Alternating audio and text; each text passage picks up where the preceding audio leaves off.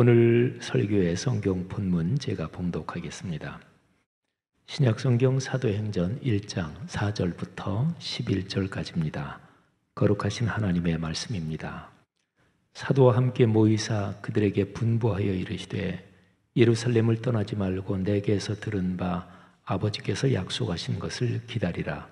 요한은 물로 세례를 베풀었으나 너희는 몇 날이 못되어 성령으로 세례를 받으리라 하셨느니라. 그들이 모였을 때에 예수께 여쭈어 이르되 주께서 이스라엘 나라를 회복하심이 이때니이까 하니 이르시되 때와 시기는 아버지께서 자기의 권한에 두셨으니 너희가 알 바 아니요 오직 성령이 너희에게 임하시면 너희가 권능을 받고 예루살렘과 온 유대와 사마리아와 땅 끝까지 이르러 내 증인이 되리라 하시니라. 이 말씀을 마치시고 그들이 보는데 올려져 가시니 구름이 그를 가리어 보이지 않게 하더라. 올라가실 때에 제자들이 자세히 하늘을 쳐다보고 있는데 흰 옷 입은 두 사람이 그들 곁에 서서 이르되 갈릴리 사람들아 어찌하여 서서 하늘을 쳐다보느냐.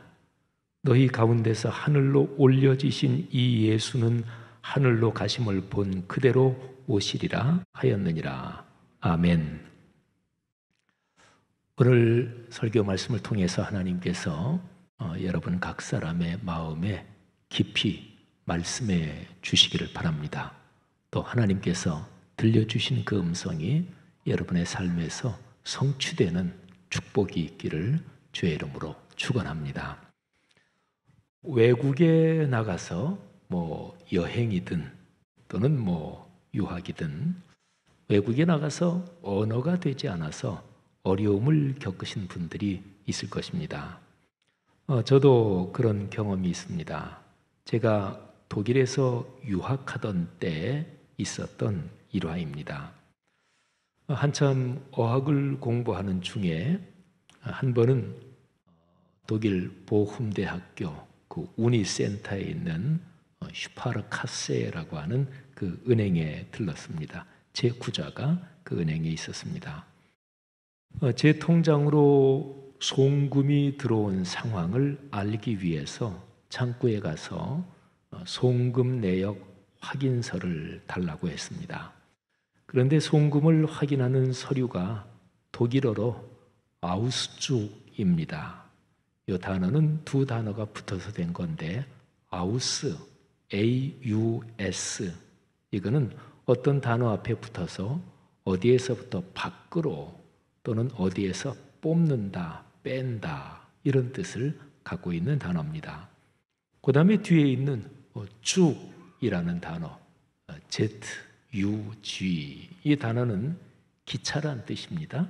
그리고 또 기차 외에도 끌어당김, 못을 빼냄 이런 뜻도 갖고 있습니다. 그러니까 송금에 관련된 사항을 담은 그 서류를 출력한 것 그게 이제 아우스축이죠. 그런데 제가 이 단어를 얘기하면서 그 창구 직원한테 독일어 알파벳 철자 하나를 실수했습니다. 아우스축 AUS인데 그 S를 F자로 바꿔서 아우프축 이렇게 얘기를 하면서 아우프축을 좀 주십시오. 근데 아우프축은 엘리베이터를 말합니다.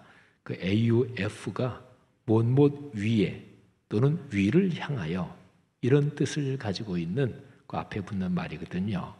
그리고 쭉은 이제 기차라고 말씀드렸으니까 그러니까 위로 끌어올리는 기차 어떤 도구 그래서 아우프축 F를 쓰면 이게 엘리베이터입니다. 독일 말로.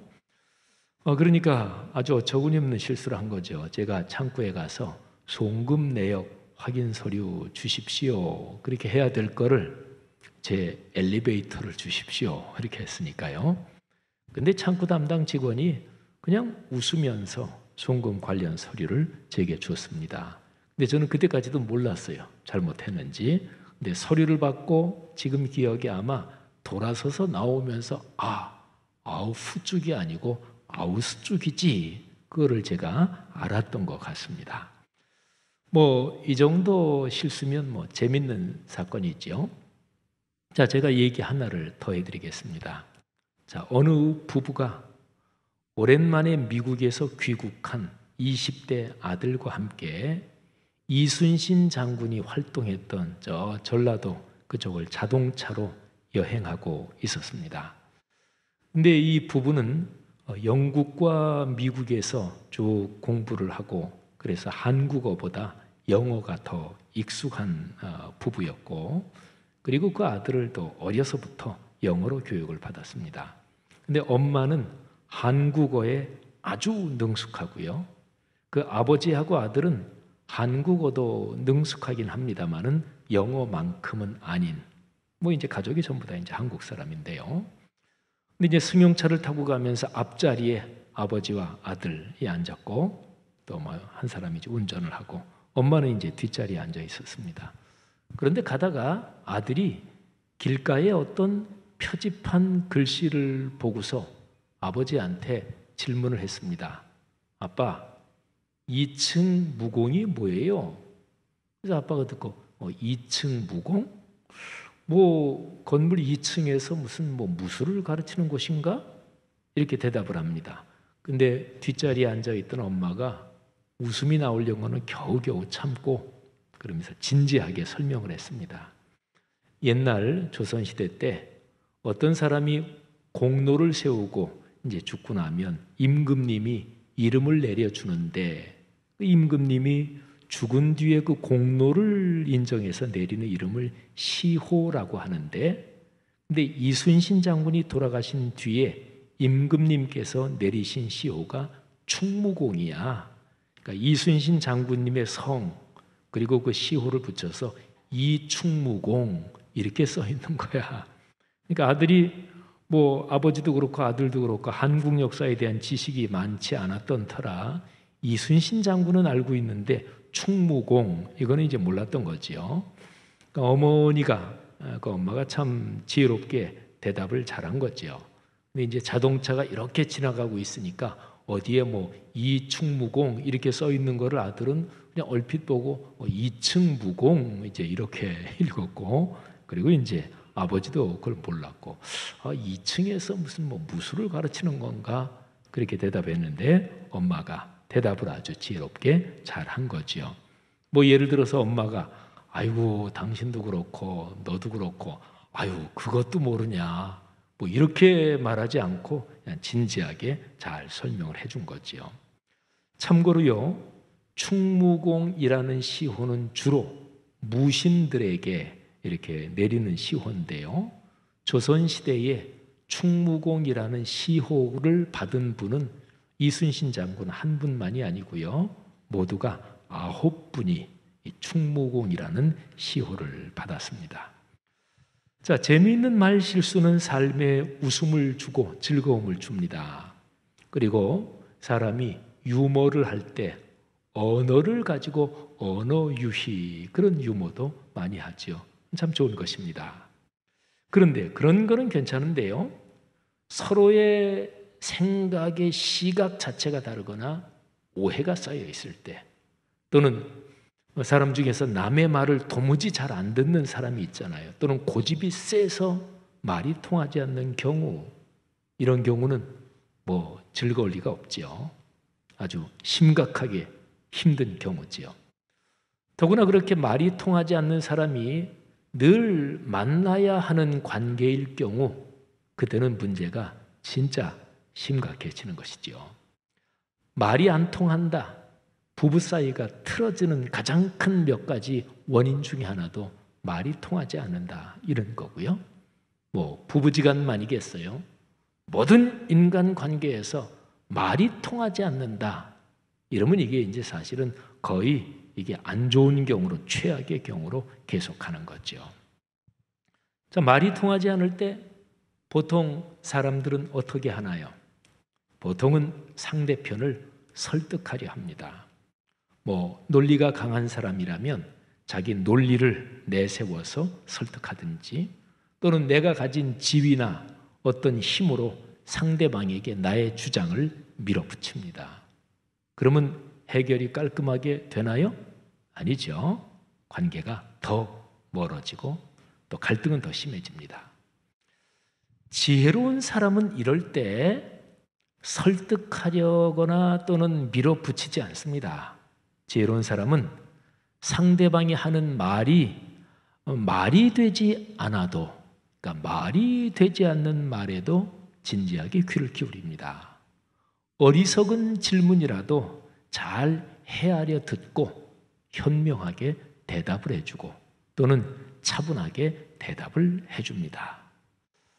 어떤 일에 관한 인식, 지식, 지혜, 여기에서 그 누구도 완벽하지 못합니다. 모든 사람은 지식이나 지혜 또는 어떤 사건에 대한 인식에서 다 한계를 갖고 있습니다. 더구나 문화가 다르고 또는 성장 과정에서 큰 차이가 있을 때는 말이 잘 통하지 않는 경우가 아주 많습니다. 그건 어떤 면에서 당연하다고도 볼 수 있죠.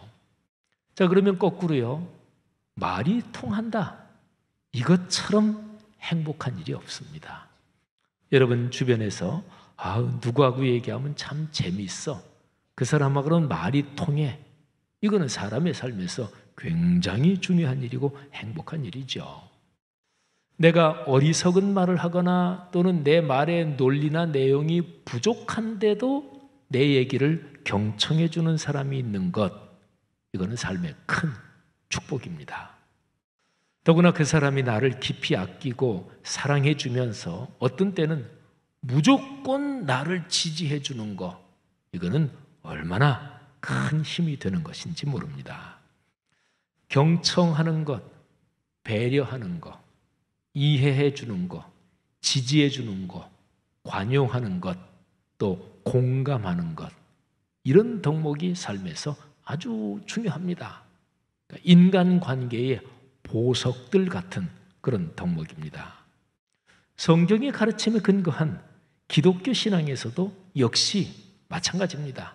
경청, 배려, 이해, 지지, 관용, 공감, 이런 거는 성경에서도 참 중요한 거다.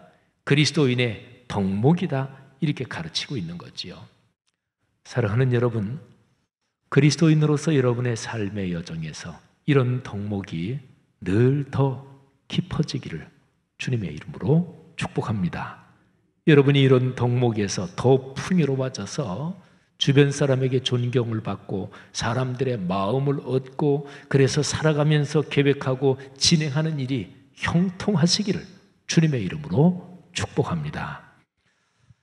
예수님과 제자들 사이에 우문현답이 있었습니다. 우문, 어리석은 질문, 현답, 현명한 대답, 이런 거지요. 그러니까 제자들이 어리석게 질문하는데 예수님께서 아주 지혜롭고 현명하게 대답해 주시는 그런 사건이 있었습니다. 자, 사도행전 1장 4절 이하의 내용입니다. 예수님께서 십자가에 달려 돌아가셨다가 부활하셨고 부활하신 후에 40일을 더 계시다가 승천하셨습니다. 자, 그간의 일입니다. 한 번은 예수님께서 제자들과 함께 계시면서 그들에게 말씀을 주셨는데 그 내용이 1장 4절 5절에 다음과 같이 기록되어 있습니다. 사도와 함께 모이사 그들에게 분부하여 이르시되 예루살렘을 떠나지 말고 내게서 들은 바 아버지께서 약속하신 것을 기다리라. 요한은 물로 세례를 베풀었으나 너희는 몇 날이 못되어 성령으로 세례를 받으리라 하셨느니라. 아멘. 자, 이 내용에서 사도와 함께 모이사 이렇게 번역된 부분은요, 그리고 그분이 그들과 함께 잡수실 때에 이렇게도 번역할 수가 있습니다. 그러니까 그 번역을 한번 적용해 본다면 예수님께서 제자들과 함께 식사를 하시면서 그러면서 성령의 강림을 예고하시는 거예요. 예루살렘 떠나지 말아라. 성령이 오신다. 성령의 충만을 받아야 한다. 그러신 거죠. 자, 그 사건이 있고 나서 그 후에 예수님께서 제자들과 감람산에 계십니다. 예수님은 이제 여기에서 제자들과 마지막 말씀을 주시고 승천하시려는 참입니다. 이 상황에서 제자들은 잔뜩 기대감을 갖고 예수님께 이렇게 질문합니다. 6절입니다. 주님께서 이스라엘 나라를 회복하심이 이때입니까? 지금입니까? 제자들의 질문은 우문, 곧 어리석은 질문이었습니다. 3년 동안이나 예수님을 따라다니면서 배웠는데 아직까지도 제자들은 예수님이 주신 가르침의 중심이 무엇인지, 예수님의 심중에 있는 생각이 무엇인지 이해하지 못하고 있었습니다. 자, 어리석은 질문이지만 거기에 대한 예수님의 대답이 7절과 8절에 기록되어 있습니다. 그런데 예수님은 제자들의 질문을 듣고서 너희 질문이 잘못됐다. 어리석은 질문이다. 아니 3년 동안 그렇게도 얘기해 줬는데 아직까지도 모르냐? 이렇게 말씀하지 않으셨습니다. 다만 예수님은 대답을 하시면서 3가지 점에서 제자들의 질문에서 잘못된 것을 교정해 주십니다. 그런데 직접적으로 너희가 3가지가 틀렸어. 첫째, 둘째, 셋째 이렇게 교정하지 않으시고 간접적인 방법으로 교정해 주십니다. 자, 그 3가지 초점을 한번 살펴보겠습니다. 자, 첫 번째는 제자들이 질문한 이스라엘 나라 이것입니다. 제자들은 이스라엘 나라 이 표현을 할 때 구체적으로 로마 제국에서 유대인들의 나라가 독립되는 것을 생각했습니다. 이스라엘 나라를 회복하실 때가 바로 지금입니까? 그러나 예수님은 유대인 국가의 해방과 독립과 번영을 위해 이 세상에 오신 분이 아닙니다. 온 인류를 구원하기 위해 육신을 입고 세상에 오신 하나님이시죠.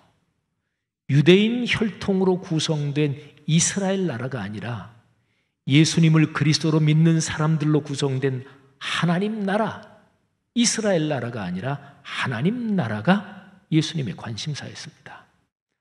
하나님 나라가 무엇입니까? 하나님의 말씀이 사람들 삶으로 이어지는 곳, 바로 그런 상황, 거기에서 하나님의 나라가 열리고 펼쳐지지요. 예수님은 말씀이 삶이 되는 그 거룩한 나라를 통해 인류를 구원하는 그 구원의 문을 활짝 여신 분, 바로 인류의 구세주이신 거죠. 자, 이게 첫 번째입니다. 그 다음에 두 번째, 그 하나님의 나라를 누가 주도하느냐, 여기에 대한 것입니다. 지금 감람산에 있는 제자들은 부활하신 예수님께서 지도자가 되셔서 이제는 본격적으로 거사를 일으키실 것이라고 잔뜩 기대하고 있습니다. 또 예수님이 돌아가셨다가 다시 살아나신 게 얼마나 놀라운 일이에요. 이 정도 기적을 체험하신 분, 이런 기적을 일으키시는 분이라면 우리 유대민족의 해방과 독립과 그런 거를 이끄실 거사를 하실 것이다, 이런 기대가 있었던 거지요. 그러나 예수님은 이제 곧 승천하셔서 당신이 3년 동안 지상에서 하셨던 사역의 바통을 저 하늘에서 성령님께 전달하실 것입니다. 그리고 성령께서 그 바통을 받고 오셔서 이 땅에 내려오셔서 활동하시면서 하나님의 나라가 힘차게 작동하기 시작할 것입니다. 예수님께서 대답하시면서 오직 성령이 너희에게 임하시면 너희가 권능을 받고, 바로 이 표현이 그걸 말씀한 거지요. 하나님의 거룩한 뜻과 힘이 하나님의 영이신 성령을 통해 사회와 역사 흐름 속에서 작동하기 시작합니다. 그리고 이 위대한 일을 담당해 가는 그 공동체를 가리켜서 교회라고 합니다. 제자들의 삶에 그리스도의 영이신 성령께서 이사 오셔서 함께 사시면서부터 제자들의 일상과 인격이 예수 그리스도를 닮게 됩니다. 그렇게 예수 그리스도를 닮은 제자들이 하나님 나라 사역의 주역이 되는 거죠. 예수님은 지금 제자들에게 너희가 바로 하나님 나라 그 사역의 주역들이다, 이렇게 말씀하고 계신 거죠. 자, 이게 두 번째 초점입니다. 마지막 세 번째 초점, 참 중요한 점인데요, 때와 시기에 관한 것입니다. 제자들이 이스라엘 나라 회복할 때가, 그 시기가 바로 지금입니까? 이스라엘이 드디어 독립운동을 시작하는 것입니까? 이렇게 물었죠. 지금 제자들은 사실은 예수님에 대해서 그런 기대를 걸고 있었던 거지요. 근데 여기에 대해서 예수님께서 대답을 하시는데, 때와 시기에 대한 대답 7절에 이렇게 기록되어 있습니다. 때와 시기는 아버지께서 자기의 권한에 두셨으니 너희가 알 바 아니다. 자, 때와 시기 신경 쓸 거 없다. 하나님 아버지의 권한이다. 자, 예수님의 대답은 한 단계를 건너뛴 내용입니다. 그러니까 예수님이 만일에 때와 시기에 대해서 좀 자상하게 길게 설명을 하셨다면 예수님은 두 단계로 다음과 같이 대답을 하셨을 것입니다.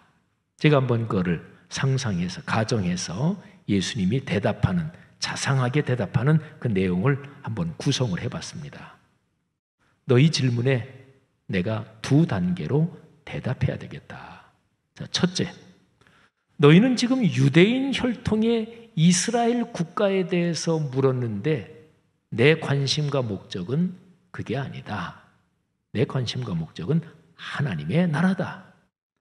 한 민족만의 번영이 아니라 세상에 있는 모든 민족이 사랑과 평화를 누리며 사는 것이 하나님의 나라다. 내가 이것을 위해서 세상에 왔다. 그러니까 제자들은 질문 자체가 잘못된 거죠. 그 다음에 둘째, 사람들이 요즘 세상의 종말에 관하여 관심이 많고 너희도 그런 것으로 내가 알고 있는데, 너희가 지금 만일 세상의 종말이 언제 오느냐고 묻는 것이라면 이렇게 말할 수 있다. 세상의 종말은 하나님 나라와 연관되는데 성령이 오시면 하나님의 나라가 이 세상에서 이미 시작된다. 종말의 위대한 일이 이미 작동하기 시작하는 거다. 그러나 현존하는 세상이 시간적으로 끝나는 그 종말의 시점은 누구도 모른다. 하나님 아버지 외에는 아무도 모른다. 그러니 세상 종말의 시점에 관해서는 신경 쓰지 말아라. 하나님 아버지의 권한이다. 너희가 자세하게 신경 쓰는 것은 월권이다. 세상의 종말 시점을 계산하는 사람들도 있는데 어리석은 일이다. 그런데 미혹되지 말아라. 여러분, 시한부 종말론, 우리나라에서 그런 게 여러 번 있었어요. 그런데 그거는 초대교회 때부터 있었습니다. 오늘 우리가 지금 사도행전을 보고 있는데 누가라는 분이 누가복음 사도행전을 전편 후편으로 썼어요. 근데 여기에 보면 예수님 그 당시, 또 초기 교회 당시에 예수님이 곧 재림하신다, 세상의 모든 것이 곧 끝난다, 이런 생각을 가지고 있는 사람들이 그리스도인들 중에도 있었는데 그거를 교정시켜주는 내용이 누가복음에 또 사도행전에도 계속 나옵니다. 그런 거 아니다. 그러면 예수님은 재림하시지 않는가? 그건 아니다. 분명히 재림하신다. 근데 언제인지 그건 모른다. 그건 하나님 아버지의 권한이다. 이게 누가복음 사도행전만이 아니라 마태복음, 마가복음, 요한복음, 그리고 신약성경 전체에 대해서 지속적으로 나오는 내용이에요. 그러니까 시한부 종말론, 종말의 시점 계산은 초기 교회 때부터 그건 이단이요, 잘못 나간 것입니다. 사랑하신 여러분, 어쨌든 만일에 예수님께서 제자들에게 이렇게 상세하게 설명을 하셨다면 그러면 제자들은 이해했을까요? 아닙니다. 그렇게 설명을 하셨어도 제자들은 그 말씀을 제대로 이해하지 못했을 것입니다. 제자들의 질문은 어리석었지만 예수님은 질문 자체가 잘못됐다고 직접적으로 교정하거나 책망하지 않으셨습니다. 상세하게 교정하면서 설명하지도 않으셨습니다. 예수님은 어떻게 대답하신 것인가요? 제자들의 인식과 깨달음을 성령님께 맡기셨습니다. 성령께서 오시면 제자들이 깨닫게 될 것입니다. 제자들의 질문은 어리석었지만 예수님의 대답은 지혜로우셨습니다. 제자들은 어리석게 질문했지만 예수님은 현명하게 대답하셨습니다. 우문현답이지요. 사랑하는 성도 여러분, 한번 가만히 생각해 보세요. 살면서 내가 알고 있는 것을 다른 사람에게 모두 설명할 필요가 없고 또 그럴 수도 없습니다. 다 설명한다고 가정해도 그게 상대방에게, 다른 사람에게 다 이해되지 않습니다. 그렇게 하는 게 현명한 것이 아닙니다. 그리고 상대방의 말이 어리석다고 판단이 되더라도 예의를 갖추어서 대해야 합니다. 무시하거나 또는 그를 깔아뭉개거나 그는 인격이 들된 것이지요. 어떨 때는 상대방이 얘기를 듣고서 저거 좀 지적해주고 싶은데 그렇지만 그냥 넘어가야 합니다. 시간이 흐르면서 이해의 문이 열릴 것을 기다려야 합니다. 우리 보통 삶의 경험으로도 그렇잖아요. 좀 크면 이해한다. 부모의 심정을 누구라서 부모가 세상 살아계실 때 100% 이해하는 사람이 있답니까? 부모님이 세상을 떠나고 나서야 비로소 어머니 아버지의 심정이 그렇지. 그렇게 시간이 지나고서 이해가 가는 것 아닙니까? 사랑하신 여러분, 시간이 흐르면서 이해의 문이 열리고 상황이 바뀌면서 상대방이 알게 될 것입니다. 사랑하신 여러분, 우문현답이 아니라 질문하는 것도 지혜롭게 질문하고 대답하는 것도 지혜롭게 대답하고 말이 참 멋지게 통하고 그러면 삶이 얼마나 아름답겠어요. 그런데 그렇게 될 수 있는 방법이 있습니다. 하나님의 성령으로 충만해지면 됩니다. 성령이 우리에게 오시면 우리는 지혜로워집니다. 그리고 경청, 공감, 배려, 관용 이런 덕목이 더 성숙합니다. 그렇게 되면 인간들 사이에 대화가 현문, 현답이 되는 거지요. 성도 여러분, 오늘 예수님의 대답을 묵상하면서 다시금 우리 신앙의 중심을 확인합시다. 여러분과 저는 하나님 나라의 주역들입니다. 복음의 말씀이 살아 움직이는 하나님의 나라가, 그 하나님의 나라가 세상을 구원합니다. 그리고 신앙생활을 하다 보면 또는 기독교 역사 흐름에서는 세상의 종말 시점을 계산하며 사람들을 미혹하는 이단 집단들이 많이 있었고 앞으로도 또 생길 것입니다. 그런데 미혹되지 맙시다. 세상의 종말 시점은 신경 쓸 필요가 없습니다. 우리의 권한이 아닙니다. 예수님께서 명백하게 말씀하시잖아요. 그는 하나님 아버지의 권한이다.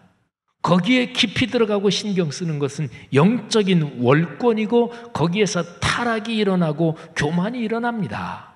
중요한 것은 이것입니다. 성령의 이끄심을 따라 날마다 하나님 나라의 기쁨을 누리며 살면 되는 거예요. 우리 개인의 삶이 끝나는 내가 몇 살까지 살까? 그거 너무 신경 쓰지 말고, 물론 연세가 어느 정도 들면 이제 얼마 안 남았지 이런 생각도 하게도 되고 그런 건 자연스럽지만, 그러나 그거 별로 신경 쓸 거 없이 그저 매일 말씀을 묵상하며 하나님께서 내게 주신 소명을 따라 걸어가면 되는 거지요. 이 세상이 존재하는 세상이 언제 끝날까? 예수님이 언제 재림하실까? 그것도 마찬가지입니다. 오시는 거는 분명한데 그때와 시간은 아무도 모른다고 했으니까 그거 그렇게 신경 쓰지 말고 주님께서 내게 주신 사명 붙잡고, 그리고 말씀을 통해 내 삶에서 살아 움직이는 하나님의 나라를 현재 진행형으로 누리며 살면 됩니다. 그게 복입니다. 그러시기를 바랍니다.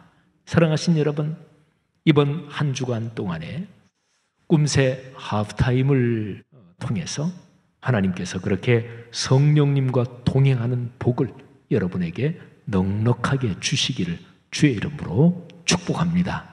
그래서 올해 남은 6개월 후반 코로나와 함께 대략 걸어갈 테고 올해 말쯤에 집단 면역이 이루어지면 참 좋겠는데, 어쨌든 올해 후반 걸어가는 이 남은 6개월 그렇게 말씀을 묵상하며 또 우리와 같이 계신 성령 하나님 손 꼭 붙잡고 기쁨과 그리고 축복을 누리며 걸어가시기를 주의 이름으로 축원합니다.